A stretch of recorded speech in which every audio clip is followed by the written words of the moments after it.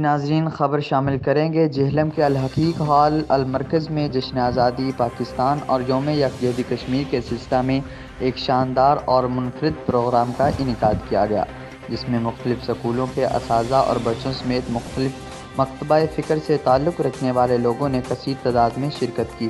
اس تقریب میں بچوں نے ملی نغمے پیش کیے۔ اس کے ساتھ ساتھ مقررین کی طرف سے اظہار یکجہتی کشمیر کے لیے خیالات کا اظہار بھی کیا گیا۔ مزید اس پروگرام میں سوالات و جوابات کا سلسلہ بھی ترتیب دیا گیا۔ مزید جانتے ہیں ہم اپنے نمائندے عاصم محمود لودھی سے۔ جی بالکل، جہلم کے الحقیق ہال المرکز میں جشن آزادی پاکستان اور یوم یکجہتی کشمیر کے سلسلے میں ایک شاندار اور منفرد پروگرام کا انعقاد کیا گیا، جس میں مختلف اسکولوں کے اساتذہ اور بچوں سمیت مختلف مکتبہ فکر سے تعلق رکھنے والے لوگوں نے کثیر تعداد میں شرکت کی۔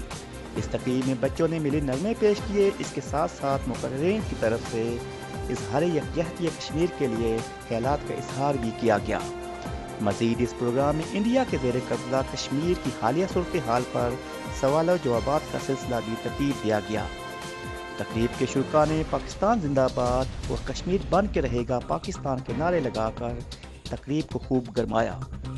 ناظرین، فلاحی تنظیم المرکز جہلم کی پاکستان کے ہر اہم ایشو پر ترتیب دی گئی تقریبات ہمیشہ قابل تعریف رہی ہے۔ Asif Mahmood Lodhi, city 5 T V, Jhelum. Modi کے جنون کو، انڈیا کے قانون کو، ان کے گندے خون کو آگ لگا دو، آگ لگا دو۔ ہم زندہ کون ہیں، پائندہ کون ہے، ہم سب کی ہے پہچان، ہم سب کا پاکستان۔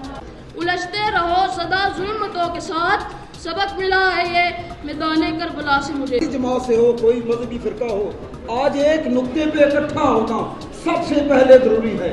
سب سے ضروری یہ ہے کہ سب کا ایک بیانیہ ہو کہ کشمیر بنے گا۔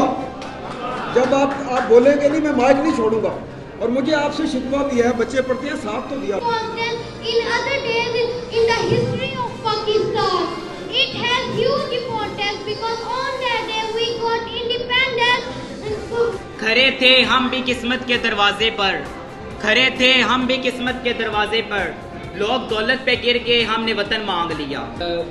مودی کے لیے صرف یہ شعر ہی کافی ہو جانا چاہیے تھا میرے خیال میں کہ یارانے جہاں کہتے ہیں کشمیر ہے جنت، یارانے جہاں کہتے ہیں کشمیر ہے جنت، جنت کسی کافر کو ملی ہے نہ ملے۔ کشمیر بن کے رہے گا پاکستان،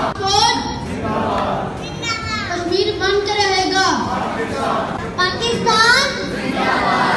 جو کشمیر ایشو ہے مین، نہ تو بھارت کو کرنا ہے نہ ہی پاکستان کو کرنا ہے، کشمیر کی آزادی کا فیصلہ خود کشمیریوں نے کرنا ہے۔